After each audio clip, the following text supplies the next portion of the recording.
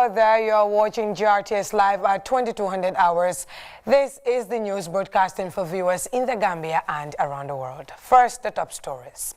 President Barrow calls for concerted efforts to mitigate the economic and social impact of COVID-19. The Gambia will not decriminalize homosexuality, says the Gambia government. Students rejoice over the resumption of lessons as the gradual reopening of schools begin today. Find out how one young man is making waves in rural Gambia by harnessing the resources of the River Gambia. And later in the news, we will tell you about a village in the extreme end of rural Gambia that is battling water shortage. And away from home, the next few weeks are critical to taming down a disturbing coronavirus surge. Dr. Anthony Fauci tells the U.S. Congress on Tuesday. I am Fatweli Kamloshi presenting, and thanks for joining us.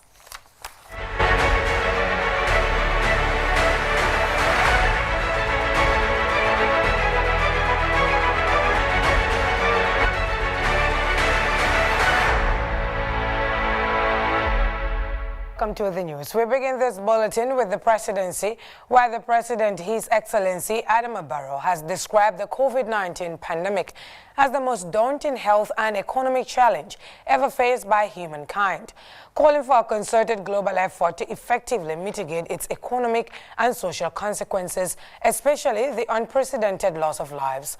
President Barrow was speaking during a virtual meeting of Commonwealth leaders to discuss the effects of COVID-19 outbreak and share solutions on how to mitigate the challenges posed by the pandemic on Commonwealth member states. Mamadou Jallo reports. The virtual meeting was hosted by the Commonwealth Secretariat and brought together leaders to discuss the COVID-19 pandemic and its devastating impact on member states. President Barrow spoke of the enormous challenges created by the outbreak of the coronavirus and called for closer collaboration and partnership amongst member states. As a Commonwealth group, we have a humanitarian crisis to solve by maintaining our solidarity and holding regular consultations. We are aware of the laudable efforts of the Commonwealth Secretary General and her staff to win the battle against the pandemic, and we encourage them to step up the fight. It has been a challenging period in the Gambia, but we have united against the pandemic, and we continue to be vigilant by increasing awareness and observing all relevant guidelines. The President also acknowledged the critical role of the Commonwealth in supporting the building of institutions and enhancing what he called national economic progress, whilst also calling for the creation of a relief fund to help smaller states. The initiative to explore the establishment of a special Commonwealth COVID-19 relief fund with the mandate of assisting the small, poorest and least developed Commonwealth members is laudable. It is most important, therefore, that the required resources are provided to make this initiative beneficial.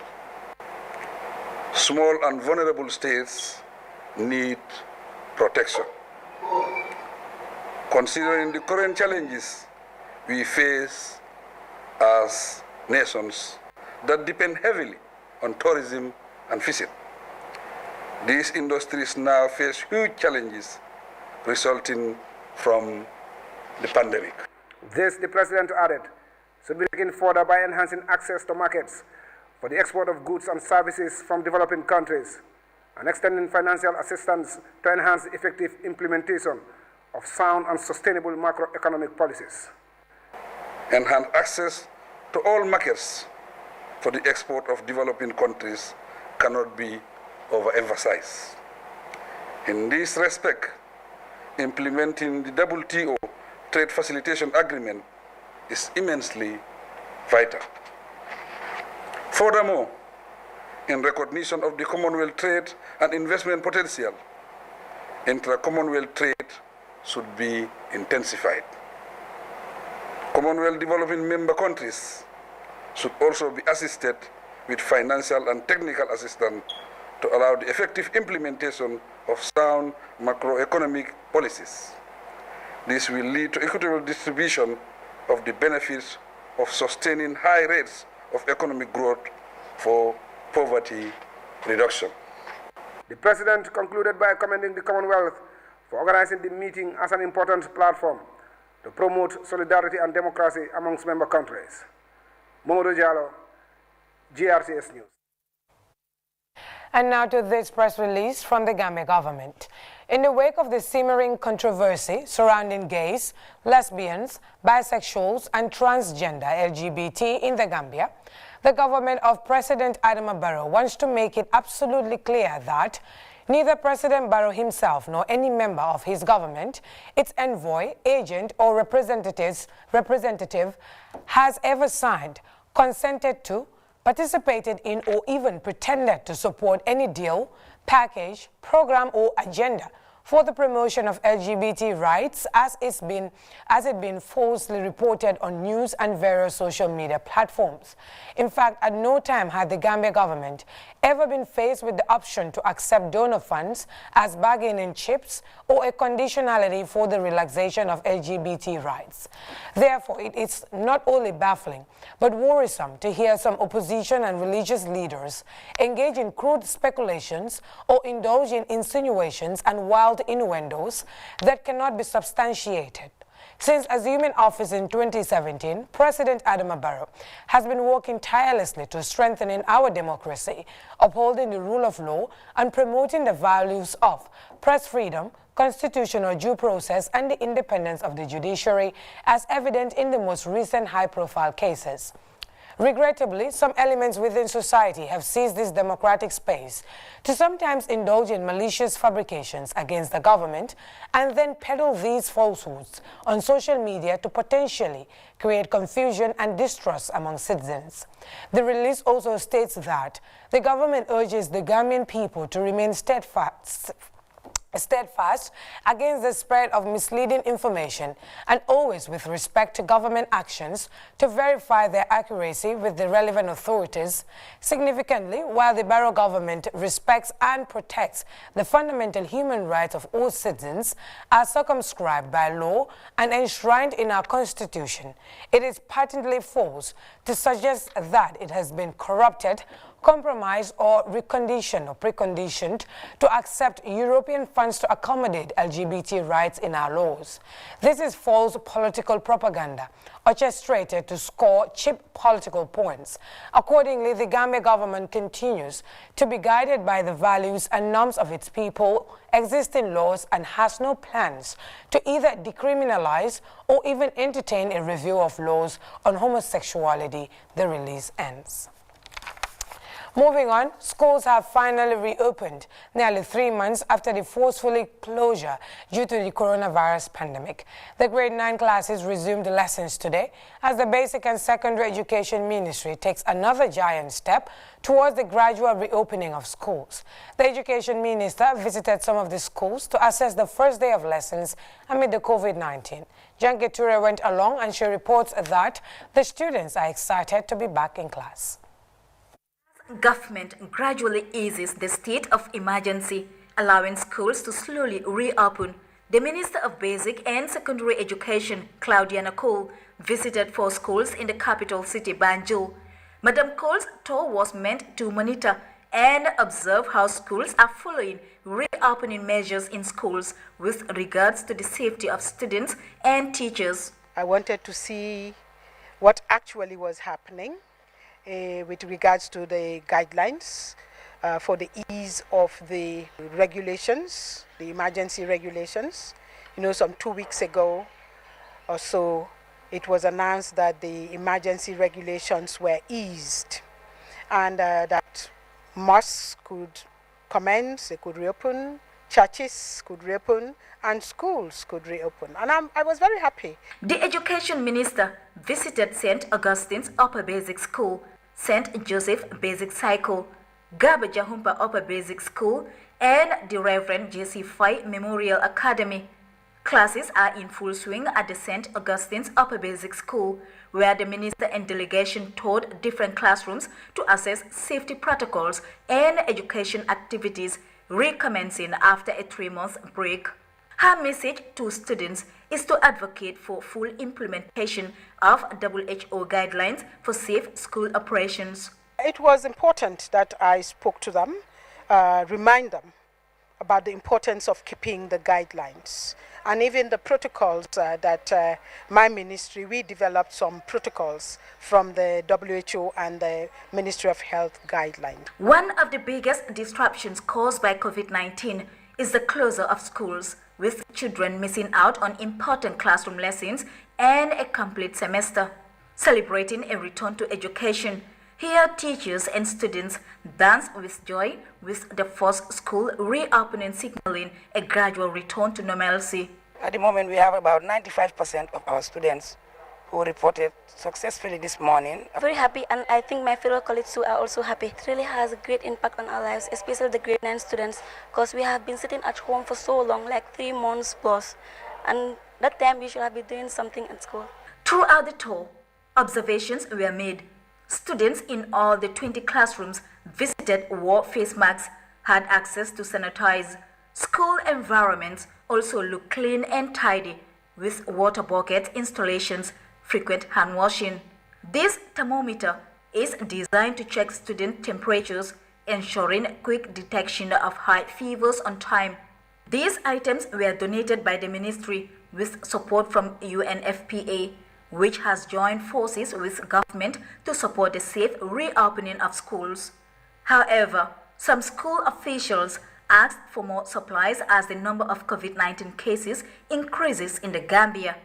Last evening, all the schools in the country, from Region 1, from Banjul to Basse, Region 1 to Region 6, all of them have got their face masks. They've all got hand washing facilities which we supplied. They've all got temperature machines. About 90% of students reported to schools today, which the minister described as an impressive figure.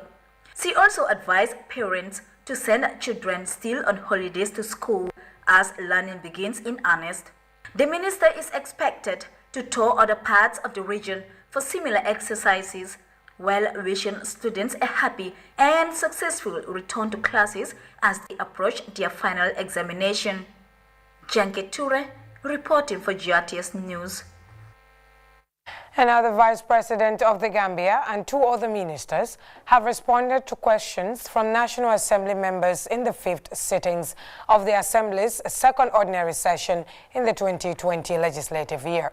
Famara Baji has the rest of that story in this report. The submission of the Public Services Pension Bill 2020 to the National Assembly by the Vice President Dr. Aissatou Toure for further readings was followed by an oral question and answer sessions. Deputies sought clarification about the saga involving the former FSQA Director General and some staff. After 11 staff were dismissed, 13 sent on administrative leave without pay, and 1 suspended for 3 months without salary. The petitioners are well within their rights to petition, because it's a matter of rights. But within the service rules, GO and laws of the Gambia, and other related acts, and not necessarily resorting to social and other media with false allegations and defamation or character assassinations are not only unethical and unprofessional and morally wrong, but against the service rules of the FSQA, the government orders, and the laws of the Gambia. The NAM for challenging asks if both parties were contacted during the findings of the Office of the Vice President on the issue.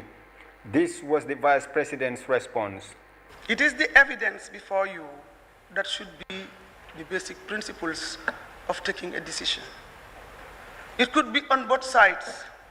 There were certain things that were dealt with, and it happens to fall on one side. We had to take these right steps. Sekumar Faye, the Minister for Defense, also responded to questions regarding the relocation of the firing range at Brikama Jamisa due to the threat it poses to the community. There are several locations that are in mind and on site. Keeping in view of the importance of where that range is to be located, several options were forwarded to my ministry, and we are going to make a decision, and very soon, Honorable Member, we'll get back to you on that. And we promise it wouldn't be long, we'll get back some information to you. Security agreement signed between the Gambia and Senegal in March 2017 was also in question.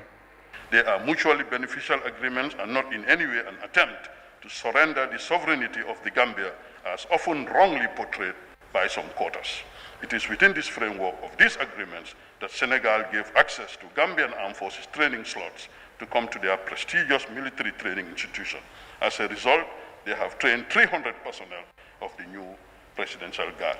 Therefore, the agreements will only help to cement the already very cordial relationship between the governments and militaries of the two countries. Next, it was the turn of the Attorney General and the Minister of Justice, Abubakar Tambedu, who was asked about the spendings on the Janneh Commission and the recoveries so far. We have recovered a total amount of $1,110,239,227 net, as well as an additional amount of $88,535,000 net committed but still outstanding. Other questions such as extradition of Gambian fugitives resident in Guinea-Bissau and Senegal, among others.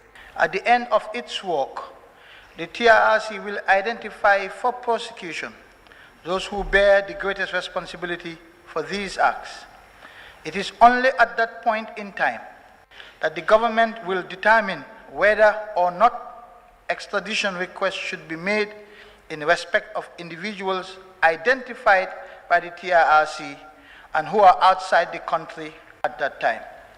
The ordinary session will continue with the Finance Minister expected to also appear before the deputies. Farmer Abaji, GRTS News. Now, there has been massive rural-urban migration in recent years, and later came the mass exodus of Gambian youths through the perilous journey to Europe. But not everyone is keen on traveling to the west in search of greener pastures. Others choose to stay put. One such person is Omar Sarr of Kerawan in the North Bank region. The young fisherman has been paddling his canoe to harvest oysters. Amid the challenges of little resources, Sarr is determined. GRTS farmer Kanyi has been out to meet the young man at the banks of the River Gambia in Kerawan and had a chat with him on what it is like to be an oyster harvester in rural Gambia.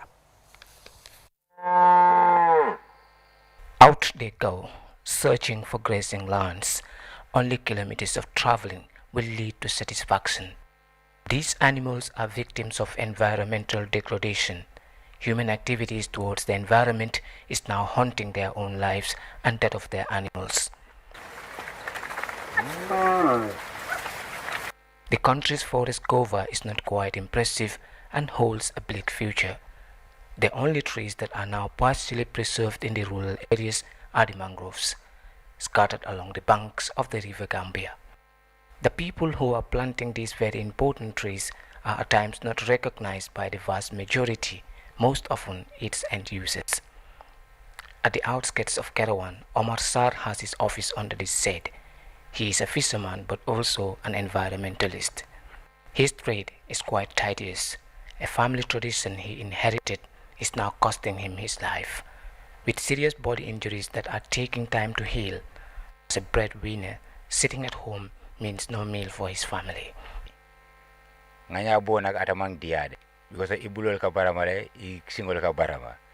job is not easy. I have sustained a series of injuries, all to ensure sustenance for my family. I have no support. I am appealing to anyone who can help me to improve on my business.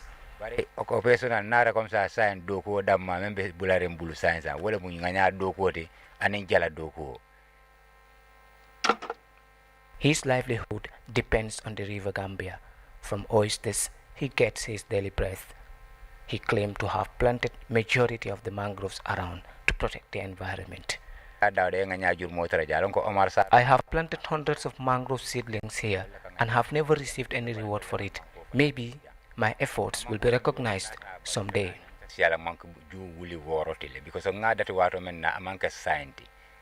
For him, planting more mangroves is a personal endeavor, and after years of environmental activism, he is now calling for recognition and support.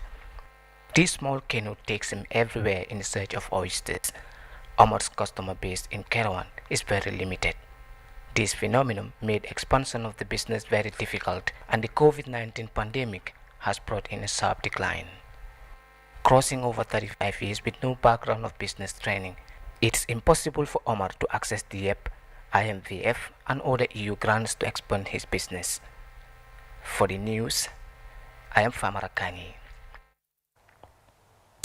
Famarakani there. Now, the European Union and the International Trade Center, through the Youth Empowerment Project, have handed over tricycles, e-bikes and bicycles to youth entrepreneurs and the National Young Poultry Farmers Association.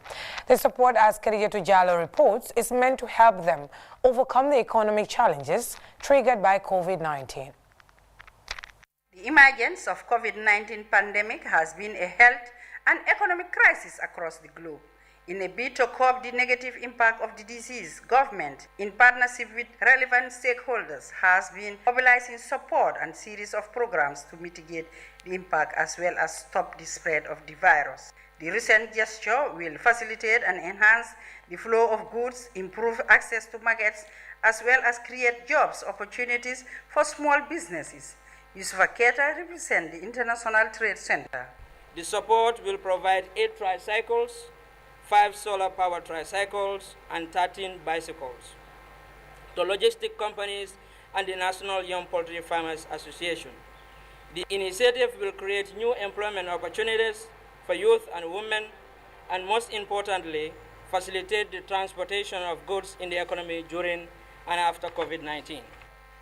The EU ambassador to the Gambia, Attila Lajos, reiterated the importance of efficient and timely transportation of goods in enhancing economic growth. He stressed the importance of micro and small medium enterprises, noting that it is the backbone of the Gambian economy. The transport sector is critical for the efficient functioning of the economy. It links production with consumption and ensures the provision of essential goods and services. It is therefore imperative for the government of the Gambia and its development partners to support small businesses, including in the transport sector. Private sector development must be at the heart of our crisis response as well as the recovery strategy. The Minister of Trade, Regional Integration and Employment, Lamin Job, said the equipment provided will not only enhance growth, but is also in line with the Ministry's policy of promoting trade and industrial development in key sectors of the economy.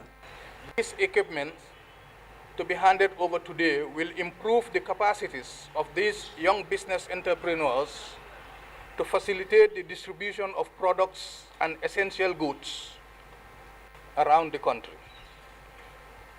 With the support, I am sure you will be able to easily reach out to most of your clients to support your business activities. Let me add that this support is in line with my ministry's policy of promoting trade and industrial development in key sectors of the economy to spur the needed growth sufficient to impact on employment and poverty in the short and medium term.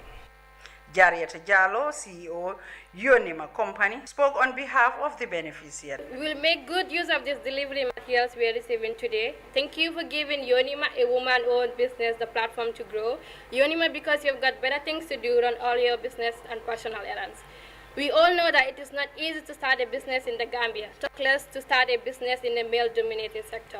I face a lot of challenges as a woman, but I'm proud to tell you we are almost 2 years into business and we're still standing strong. Beneficiaries are expected to make best use of the transportation materials to grow and enhance socio-economic development of the economy that the project is meant for. Khadijatou Jallow, reporting for GRTS News. Now to the Upper River region, where the people of Fatoto village, who have recently expressed joy over the massive infrastructural development taking place in this extreme end of the country, are seeking help to fix the water shortage that has hit the old commercial settlement in recent months. A breakdown to the country's or the community's borehole is giving women of Fatoto troubling times to access clean drinking water. MS Jallo picks up the rest of that story. This far-flung settlement of Fatoto village, situated in the extreme end of the eastern part of the country. There is renewed hope of the glorious old days returning to this once vibrant trading center. On the outskirts of the village is this giant structure being erected across this waterway. It is the Fatoto Bridge that will finally connect this old commercial settlement to other parts of the region. The construction works on the 170-meter-long bridge, with 8 strong concrete pillars sprouting over the beautiful river Gambia, has brought a big sight of relief to residents of this part of the Gambia. But it's not all joy for the people of Fatoto as the village is grappling with acute water and electricity supply. The taps are running dry as a result of a breakdown to the borehole supplying water to the village. It's been more than a month since the main source, which supplies potable drinking water to both the village health center and the community, has stopped pumping water. And in this situation, the woman usually bears the full burden. This newly dug well is one of 2 alternatives to get water, and it's making life a lot harder for the women of Fatoto, who are making their cries heard.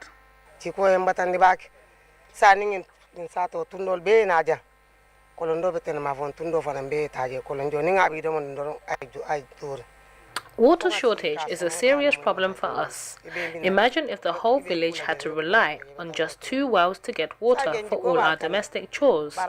It is really difficult and we need help.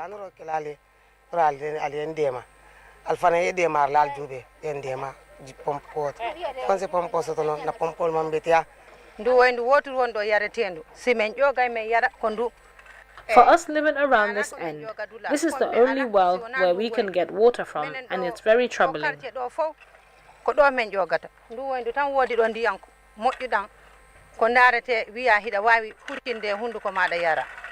The Village Development Committee has been working on fixing the problem by buying a new spare part for the borehole, but nearly 2 months of power outage that has hit the village is delaying the repairing works. We cannot go without water. Water is human's primary need. It's a need. It's not what we want. We need it. It's something that is required of us. So this is why we are now making arrangement. That's what we told our task force, to go and have agreement with Swigam. If they are going to do it on a loan, then we will go in for the 300,000 project. And it's going to be funded by the community. It's community-based. This hand pump in a nearby village would have been another option to get clean drinking water, but it's also not functioning. And more worrying for the women is that this pump is among structures awaiting demolition due to the construction of the Basse-Fatoto road. The Village Development Committee is soliciting support from all areas, including the area council, governments and organizations, to solve the water problem for the over 3,000 inhabitants of the village. This 300,000 project that we are yearning for, we definitely need help. We are pleading with government to help us. Natives of the village are making efforts, but assistance from anywhere is highly welcomed. As you can see, this is one of few wells that the people of this community are relying for water supply, and they are appealing to the authorities to help them fix their electricity and water problem. Momodes Jallo, Grts News in Fatoto, Upper River Region.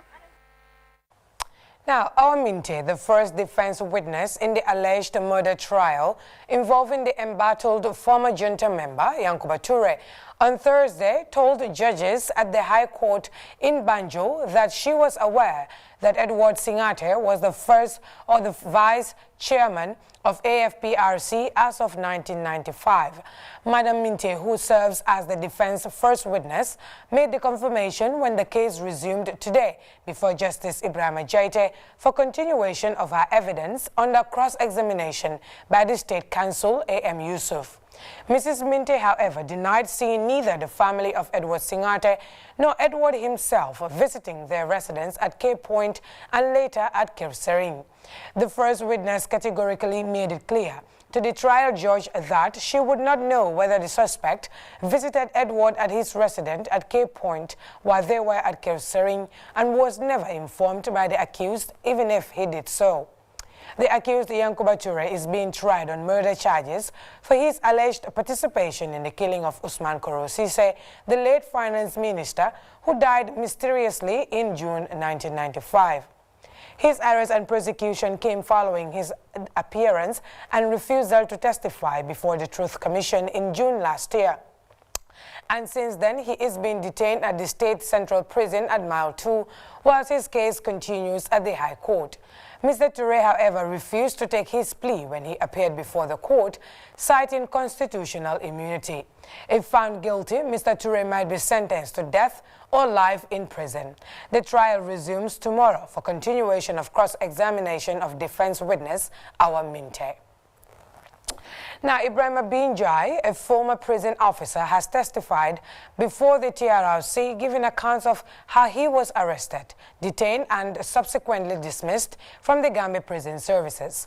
Mr. Njai said he was enrolled into the prison service between 2013 and 2014. Ibrahima Sani reports. In his testimony, Ibrahima Binjai said his detention and subsequent dismissal was as a result of an escaped detainee at Edward Francis Small Teaching Hospital called Abdullah Sise, former manager of Taranga FM radio. After then take over 10 o'clock, we took over from them at 10 o'clock, and then for around 12. We were there till around 12 after Chief Officer Kalilu Sane. That was at the time when Chief Officer Kalilu Sane enter. He knocked the door and came in. Tala gave $100.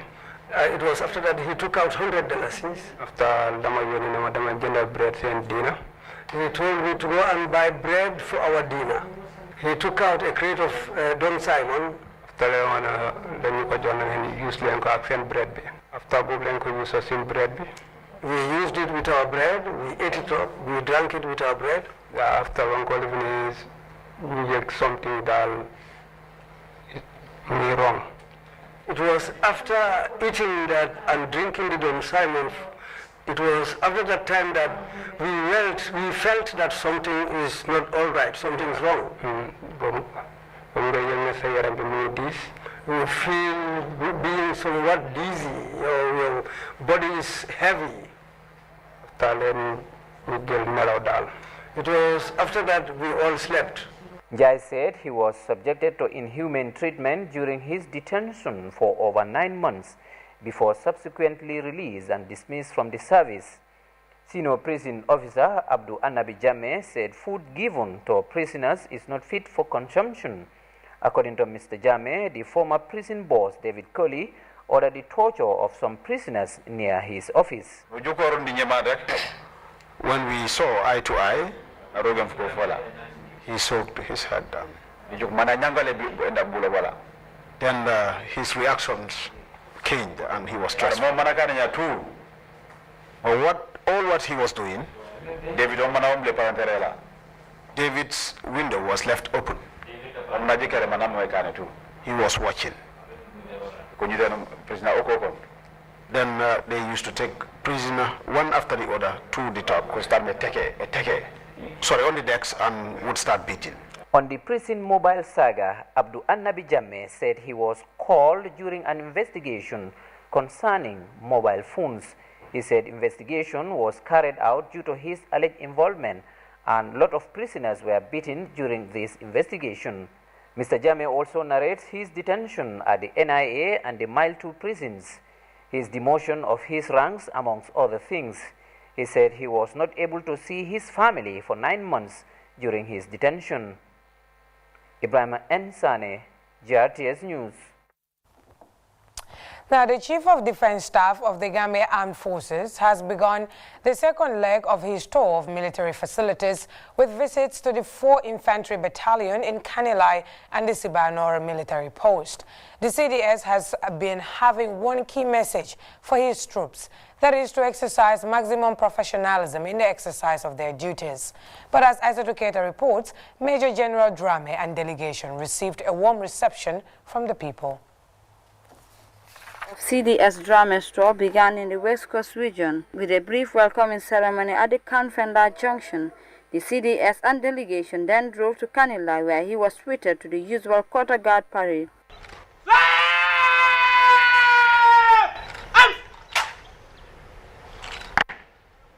Later, the CDS exchanged pleasantries with some of the soldiers on the ground before heading for a meeting with the elders of the community. At Kanilai, CDS Drama was hosted to a breakfast, much to the delight of the top general and his officers accompanying him. This was followed by a briefing session with the commissioned officers. CDS Drama then inaugurated an office complex for the non-commissioned officers prior to meeting the men and women in uniform of the 4 Infantry Battalion. As defined in our constitutional mandate, the preservation and peace and security of this country, the territorial integrity and sovereignty of this country, it falls squarely within our responsibility, which is why our security consciousness and alertness would enable us as members of the armed forces to uncover any unscrupulous acts or behavior that is not in the best interest of this country. From Kanilai, the CDS met with the Okomi soldiers based in the settlement. We want to give them the assurance that we stand ready to work closely with them, and secondly to see if there is any area of possible cooperations or support that we can give them in the course of performing the well-defined functions. We are more than willing to do that. Perhaps, if I may emphasize, the relationship between myself and my counterpart as the Senegalese Chief of Defense Service, one that is characterized by mutual trust and confidence. Sibanor military camp, situated around the border with Senegal, was his last port of call, where he inaugurated the camp's health facility before meeting the troops. Sibanor is surrounded with many villages and inhabited with poor majority who should seek medical care more readily from the military health facilities.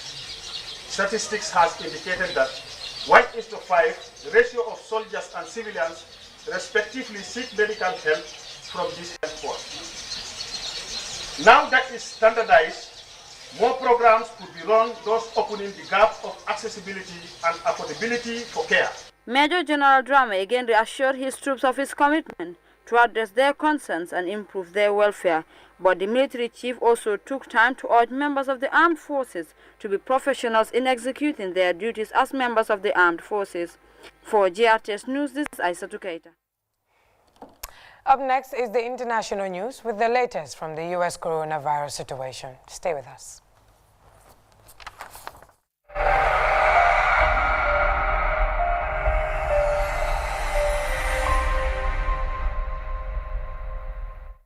Now, the next few weeks are critical to taming down a disturbing coronavirus surge. Dr. Anthony Fauci told the U.S. Congress on Tuesday, issuing a plea for people to avoid crowds and wear masks. Fauci and other top health officials also remain optimistic that a vaccine could be just months away. Their testimony before Congress, however, was overshadowed by recent comments by President Donald Trump, questioning the value of mass testing. Nathan King has more. The President has called into question testing for COVID-19. His twisted logic is that more testing leads to more confirmed cases and so makes the US look bad. He also said that he told health officials to slow down testing. Testing is a double-edged sword. In one way, it tells you you have cases. In another way, you find out where the cases are, and you do a good job. We are doing a great job. We have never been credited for it. But testifying on Capitol Hill, top US health experts all backed more testing, not less, and said they've never been told to slow the process down. All of us have been and continue to be committed to increasing readily, timely access to testing. I know for sure, but to my knowledge, none of us have ever been told to slow down on testing. It's the opposite. We're going to be doing more testing, not less. This latest confusion distracted partly from the good news. Dr. Anthony Fauci says he thinks a vaccine could be ready by the end of the year or by early in 2021. But the urgent problem is the spike in cases in over half of US states, many of them seeing worrying increases